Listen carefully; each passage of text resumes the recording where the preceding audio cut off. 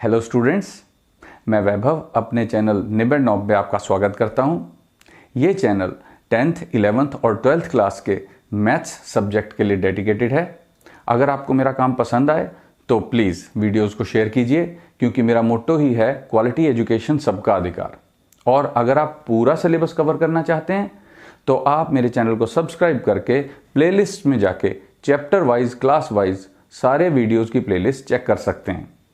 और अब तो आप निबेड़ नॉब को इंस्टाग्राम पे भी फॉलो कर सकते हैं। तो चलिए आज का लेक्चर शुरू करें। हेलो स्टूडेंट्स, मैं वैभव आपका अपनी इस क्लास में स्वागत करता हूं। जैसा कि पिछली क्लास में हमने कॉम्बिनेशन से रिलेटेड कुछ क्वेश्चंस किए थे, आज हम कुछ और एप्लीकेशंस की बात करेंगे। तो कॉम्बिनेशन से रिलेटेड आज का मेरा पहला क्वेश्चन है, if NC4, NC5 and NC6 are in AP, then find N।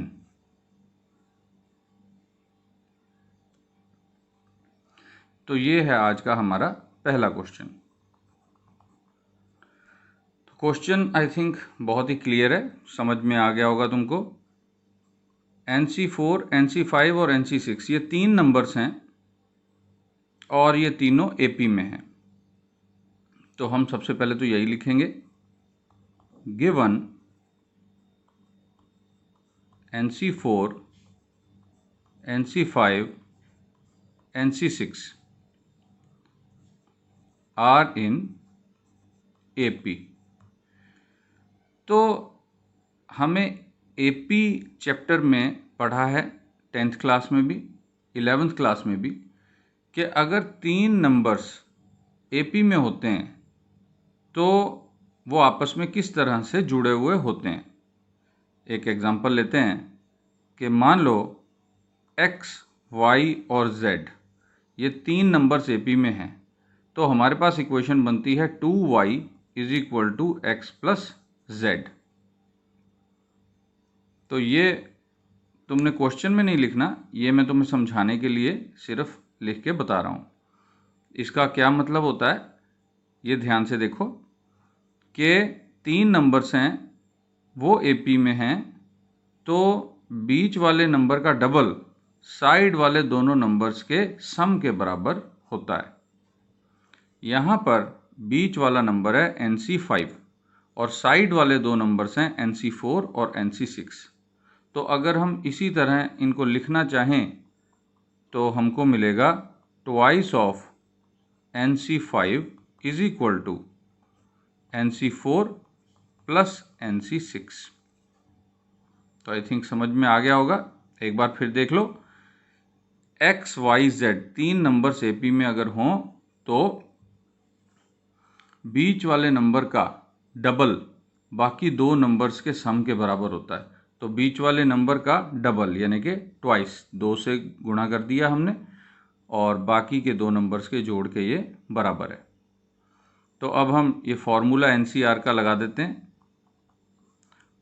2 into n factorial upon 5 factorial n minus 5 factorial is equal to n factorial upon 4 factorial n minus 4 factorial plus n factorial 6 factorial n minus 6 factorial. तो ये मैंने तीनों terms को फॉर्मूले के हिसाब से बना दिया। तो अब तुम ये देख रहे हो कि ये एक इक्वेशन है और n factorial left hand side पे और राइट हैंड साइड पे, दोनों साइड्स पे है।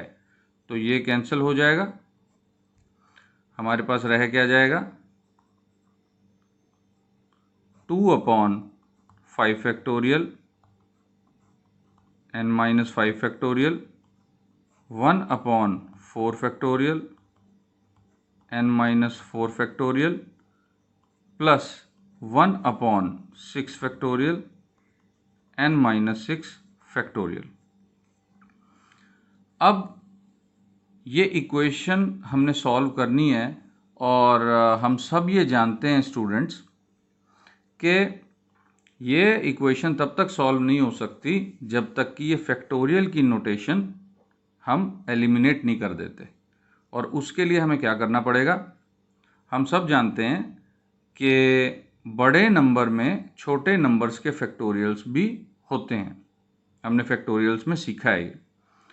तो 5 फैक्टोरियल में 4 फैक्टोरियल भी है और 6 फैक्टोरियल में 5 का फैक्टोरियल भी होगा और 4 का फैक्टोरियल भी होगा। तो इसका मतलब क्या हुआ कि हमें 6 के फैक्टोरियल को एक्सपेंड करना होगा। सबसे बड़ा नंबर जो है वो 6 है 5, 4, 6 में। और n-5, n-4 और n-6 इनमें सबसे बड़ा नंबर कौन सा है? n-6 नहीं, माइनस कर रहे हैं ना हम 6, तो सबसे बड़ा नंबर वो होगा जहां माइनस सबसे कम होगा, जो कि n-4 है। तो n-4 को हम एक्सपेंड कर सकते हैं n-6 के फैक्टोरियल तक और n-5 को भी एक्सपेंड कर सकते हैं n-6 के फैक्टोरियल तक। तो ये स्टेप कैसे बनेगा? थोड़ा सा और मैं लेफ्ट हैंड साइड से शुरू कर रहा हूँ। 5 × 4 फैक्टोरियल, मैंने 5 के फैक्टोरियल को एक स्टेप मैंने एक्सपेंड किया और n-5 के फैक्टोरियल को भी मैं एक स्टेप और एक्सपेंड कर रहा हूँ, इज इक्वल टू, देखो मैंने 5 फैक्टोरियल को 5 फैक्टोरियल इंटू 4 फैक्टोरियल किया, n-5 फैक्टोरियल को n-5 इंटू n-6 फैक्टोरियल कर दिया। 4 फैक्टोरियल तो एज इट इज़ रहेगा, n-4 जो है उसे हम एक्सपेंड करेंगे n-5 n-6 फैक्टोरियल। और यहाँ पे आगे थोड़ी जगह नहीं है तो मैं यहाँ लिख रहा हूँ प्लस ये वाली टर्म क्या आएगी? 6 × 5 × 4 फैक्टोरियल n-6 फैक्टोरियल। तो अब हमें दिख रहा है कि 4 फैक्टोरियल तीनों ही टर्म्स में है, लेफ्ट हैंड साइड भी और राइट हैंड साइड भी। तो जिस तरह से हमने n फैक्टोरियल कैंसिल किया था, इसी तरह से डिनोमिनेटर से 4 फैक्टोरियल कैंसिल हो सकता है और बिल्कुल इसी तरह से n-6 फैक्टोरियल भी कैंसिल हो सकता है। तो हमारे पास बचा क्या? अब जो बाकी बची हैं टर्म्स हम वो लिखेंगे 2/5 × n-5 is equal to 1/n-4 × n-5 plus 1/6 × 5। सारी जो नोटेशंस थी फैक्टोरियल्स की वो हट गई। अब ये सॉल्व हो सकता है। तो पहले एलसीएम कंसिडर करते हैं हम राइट हैंड साइड का। तो 2/5 × n-5 is equal to, LCM आ गया ये राइट हैंड साइड पे 6 × 5 × n-4 × n-5, ये एलसीएम बन गया। ये सारे ही नंबर डिफरेंट हैं और यहाँ पर और क्या होगा? 6 × 5 इस 1 की जगह आ जाएगा प्लस n-4 × n-5 इस 1 की जगह आ जाएगा। यहाँ पे n-4 n-5 एलसीएम की वजह से। तो 5 से यहाँ 5 कैंसिल हो गया और n-5 से n-5 भी कैंसिल हो गया। तो देखो थोड़ा सा ईज आउट होता चला जा रहा है क्वेश्चन स्टेप बाय स्टेप। तो 2 इज इक्वल टू 30 प्लस ये ब्रैकेट हम खोलेंगे n² - 9n plus 20 upon 6 × n-4। अब 6 × n-4 यहाँ मल्टीप्लाई होगा, क्रॉस मल्टीप्लाई जिसको हम कह देते होते हैं।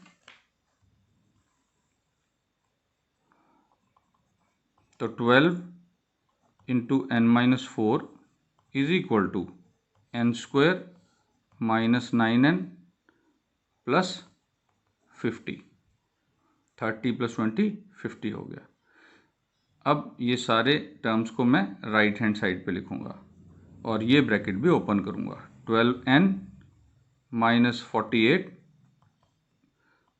Minus n² plus 9n minus 50। तो ये क्या बन गया, n², मैं माइनस से मल्टीप्लाई कर रहा हूँ सारी इक्वेशन को ताकि n² जो हाईएस्ट पावर है n की वो पॉजिटिव बन जाए। हमें वही देखना पसंद है, हम उसी तरह से कर लेते हैं, इसको बना लेते हैं अपने हिसाब से। 12n और 9n प्लस होके 21n बनेंगे, लेकिन ये दोनों प्लस के हैं तो माइनस का हो जाएगा 21n। 48 और 50 प्लस होके माइनस के 98 बनेंगे, लेकिन साइन चेंज कर रहा हूँ तो प्लस 98 हो जाएगा। तो हमें अब ये क्वाड्रेटिक इक्वेशन सॉल्व करनी है और दो ऐसे नंबर्स ढूंढने हैं जो कि हम ऐड करें तो 21 आ जाए और मल्टीप्लाई करें तो 98। तो 14 और 7 ये दो ऐसे नंबर हैं। n² minus 14n minus 7n plus 98 is equal to 0। तो इसको फैक्टराइज करोगे स्टूडेंट्स तो आ जाएगा n minus 14 n minus 7 is equal to 0 और यहाँ से हमको मिला n की वैल्यू 2 मिली, 14 और 7। तो हम देखते हैं कि क्या ये दोनों आंसर ठीक हैं या कोई हमें इसमें से रिजेक्ट भी करना पड़ सकता है। तो n की वैल्यू 7 और 14 है। यहाँ पर हमारे पास NC4, NC5 और NC6 है। तो ज़्यादा से ज़्यादा हमें कौन सी वैल्यू चाहिए थी, n की जो 6 या उससे ज़्यादा हो। हम जानते हैं NCR में n की वैल्यू r के बराबर या उससे ज़्यादा होगी, तो यहाँ पर 6 या उससे बड़ा नंबर आ सकते हैं। तो 14 और 7 दोनों ही यहाँ पे आ सकते हैं। तो हमारे ये दोनों ही आंसर्स जो हैं वो करेक्ट हैं। तो ये तो था आज का पहला क्वेश्चन। अब चलते हैं हम आज के अगले क्वेश्चन पर। तो आज का सेकंड क्वेश्चन मैं ले रहा हूँ, बहुत इम्पॉर्टेंट टाइप है, बहुत ध्यान से तुमने ये सीखना है students. A group consists of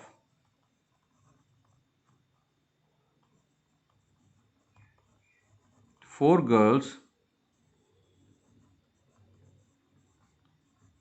and 7 boys.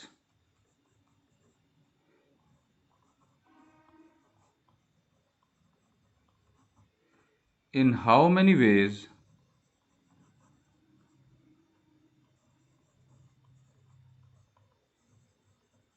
can a team of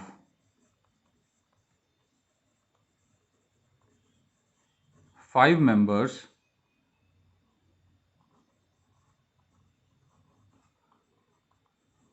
be selected if team has first part no girls, second part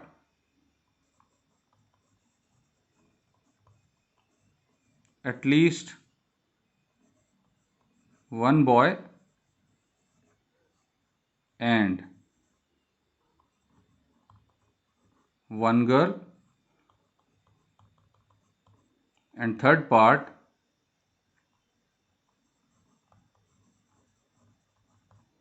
at least 3 girls। तो क्वेश्चन ये है स्टूडेंट्स के 4 गर्ल्स और 7 बॉयज़ का एक ग्रुप है जिसमें से कि 5 मेंबर्स हमने चुनने हैं। गर्ल्स और बॉयज़ को मिला के 5 मेंबर्स की एक टीम बनानी है। तो पहला पार्ट है कि कितनी टीम्स ऐसी हो सकती हैं जिसमें कि कोई भी गर्ल ना हो। सेकंड हमारा जो पार्ट है वो ये कह रहा है कि कितनी टीम्स इस तरह की हो सकती हैं जिसमें कम से कम एक बॉय और एक गर्ल हो। और थर्ड पार्ट है कि ऐसी कितनी टीम्स हो सकती हैं जिसमें कम से कम 3 गर्ल्स हों। तो सबसे पहले सॉल्यूशन स्टार्ट करते वक्त हमने करना यह है कि सबसे पहले गिवन लिखना है। गिवन क्या है? Number of boys 7, number of girls 4। तो हमारे पास नंबर ऑफ बॉयज और नंबर ऑफ गर्ल्स हैं 7 और 4। और कितने मेंबर्स हमने चुनने हैं टीम में?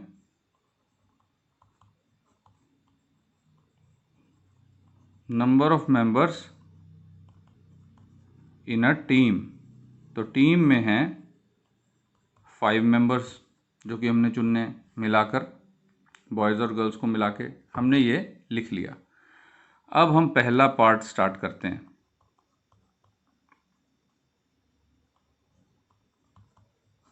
नंबर ऑफ टीम्स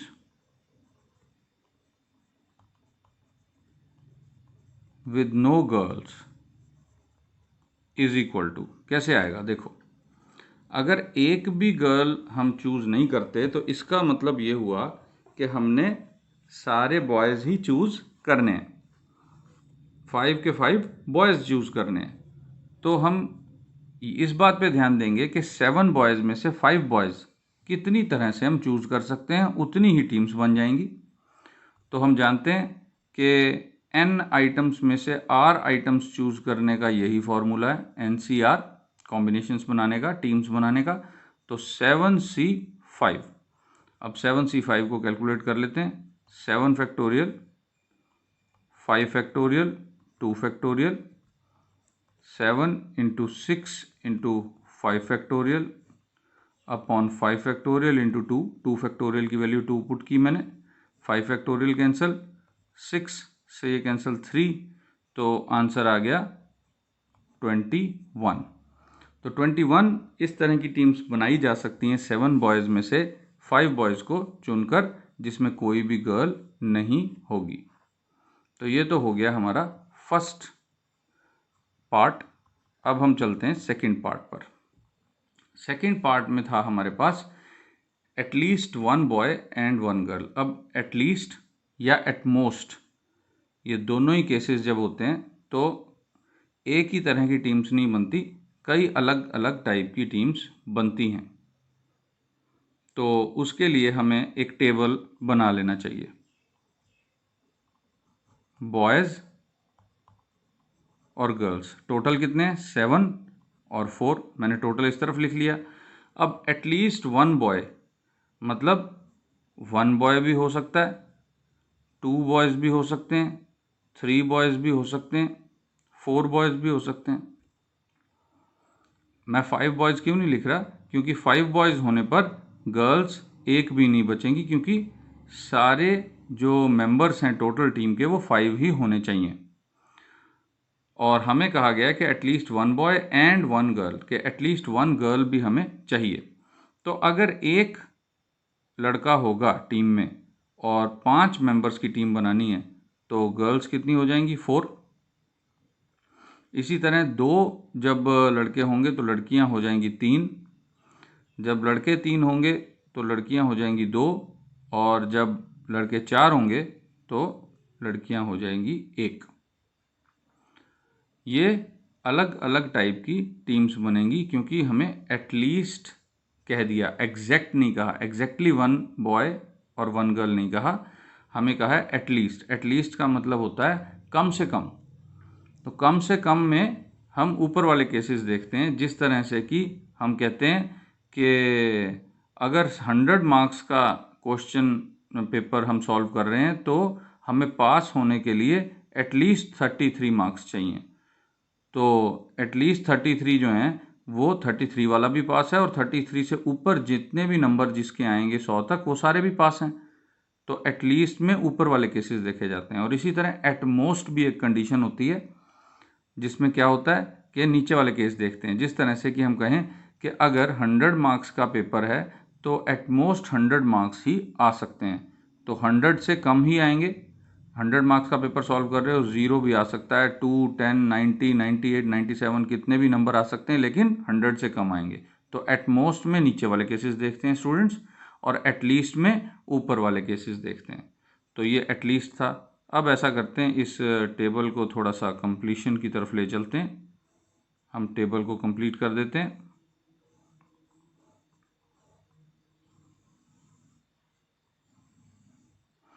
अब ये एक तरह की टीम बनी, ये दूसरी तरह की टीम बनी, ये तीसरी तरह की टीम बनी, और ये चौथी तरह की टीम बनी। तो हमारे पास ये 4 तरह की टीम्स बनेंगी, और हमने सारी ही कैलकुलेट करनी है कि ये कितने टाइप की बनेंगी, ये कितने टाइप की, ये कितने टाइप की, और ये कितने टाइप की, और फिर वो जो नंबर आएगा उसको हमने जोड़ देना है। तो अब हम लिखेंगे number of teams with at least one girl and one boy is equal to, देखो 7 में से एक लड़का तो 7C1 मल्टीप्लाई 4 में से 4 गर्ल्स तो 4C4। ये तो T1 हमने कैलकुलेट कर लिया, प्लस फिर 7 में से 2 बॉयज़ 7C2 मल्टीप्लाई 4C3। ये T2 जो सेकेंड टाइप की टीम्स हैं वो हो गई, plus 7C3 multiply 4C2 plus 7C4 multiply 4C1। तो ये चारों तरह की टीम्स जो हैं मैंने वो कैलकुलेट कर ली। अब इनको सॉल्व करना बाकी रह गया, तो सॉल्व करते हैं। इज इक्वल टू 7C1 कितना होगा, 7 के बराबर। जब नीचे 1 होता है तो ऊपर वाला नंबर ही आंसर आता है, और 4C4 1 के बराबर। जब दोनों नंबर बराबर हो तो आंसर 1 आता है, प्लस 7C2। 7C2 हमारा कितना होगा, जितना अभी हमने 7C5 कैलकुलेट किया था, मैं वहीं से ले रहा हूँ। देखो 7C5 कैलकुलेट करो चाहे 7C2, 7C2 अगर होता तब भी हम यही लिखते 7 फैक्टोरियल अपॉन 2 फैक्टोरियल 5 फैक्टोरियल। तो ये कितना आया, 21 आया था। तो 7C2 भी उतना ही होगा, 21 मल्टीप्लाई 4C3 कितना होगा। अगर दोनों में एक का फर्क हो तो ऊपर वाला नंबर ही आंसर आता है, प्लस 7C3 कितना होगा, ये अब हम कैलकुलेट कर लेते हैं। 7 factorial 3 factorial 4 factorial into 4C2 कितना होगा, 4 factorial 2 factorial 2 factorial, plus 7C4 कितना होगा। 7C4 भी हमें कैलकुलेट करना है, जबकि ये दोनों नंबर होंगे बराबर, 7C3 और 7C4 इक्वल ही होंगे। मल्टीप्लाई 4C1 कितना होगा, वो 4 के बराबर ही होगा, क्योंकि नीचे अगर 1 हो तो ऊपर वाला नंबर आंसर आता है। तो पहला नंबर 7 हो गया, प्लस दूसरा नंबर 84 हो गया, प्लस अब इसको कैलकुलेट कर लेते हैं फटाफट, थोड़ा रफ वर्क करते हैं। 7 into 6 into 5 into 4 factorial upon 3 factorial को मैंने 6 लिख लिया, 6 वैल्यू होती है। 4 फैक्टोरियल ये कैंसिल, 6 से 6 कैंसिल, 35 आ गया। ये तो आ गया 35। ये कितना आएगा, ये आएगा 6। तो 35 इंटू 6 कितना होगा, 35 इंटू 6 हमने मल्टीप्लाई किया 30, और ये कैरी ओवर आ गया 3, तो 18 प्लस 3 210, तो 210 आ गया ये नंबर, ये मल्टीप्लाई करके। और ये कितना आएगा, प्लस अब इसकी वैल्यू तो 35 ही है, 35 को 4 से मल्टीप्लाई करते हैं। 4 से मल्टीप्लाई किस तरह करते हैं, पहले डबल करो 35 का, फिर डबल कर दो। तो पहले डबल किया तो 35 का डबल 70, और फिर डबल किया तो 140, तो ये आ गया। अब ये टोटल कर देते हैं इसका, देखो 91 हम इसको टोटल यहाँ पे कर लेते हैं रफ में। 140, 210, इनको जोड़ा हमने तो 0, 5 और 3, 350 आ गया। और 350 में हम यहाँ पे 84 + 7 कितना होगा 91, 91 ऐड कर देते हैं 1, 14 एंड 4, 441। तो आंसर आ गया 441। तो इस तरह से हमारा सेकंड पार्ट सॉल्व हो गया। अब रह गया हमारा इसमें थर्ड पार्ट। तो थर्ड पार्ट करते हैं सॉल्व। थर्ड पार्ट में क्या है हमारे पास,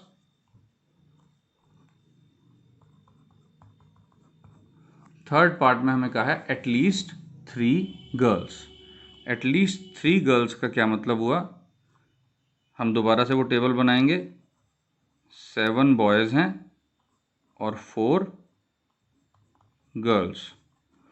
तो एटलीस्ट 3 यानी 3 या 4, और बॉयज़ कितने हो जाएंगे 2 या 1। ठीक है स्टूडेंट्स, समझ में आ गया तुमको। पिछले पार्ट की तरह ही मैंने यहाँ टेबल बना दिया। ये टेबल हमने कंप्लीट कर दिया। 2 तरह की टीम्स बनेंगी, T1 और T2। पहली टीम बनेगी जिसमें 3 गर्ल्स और 2 बॉयज़ हों, और दूसरी तरह की टीम बनेगी जिसमें 4 गर्ल्स और 1 बॉय हो। अब 5 क्यों नहीं कर सकते, क्योंकि टोटल ही हमारे पास 4 गर्ल्स हैं। तो चलो हम करते हैं इसको solve. Number of teams with at least 3 girls is equal to, देखो पहले T1 type 7C2 multiply 4C3 plus 7C1 multiply 4C4। इसको कैलकुलेट करेंगे। 7C2 कितना आ जाएगा 7 फैक्टोरियल,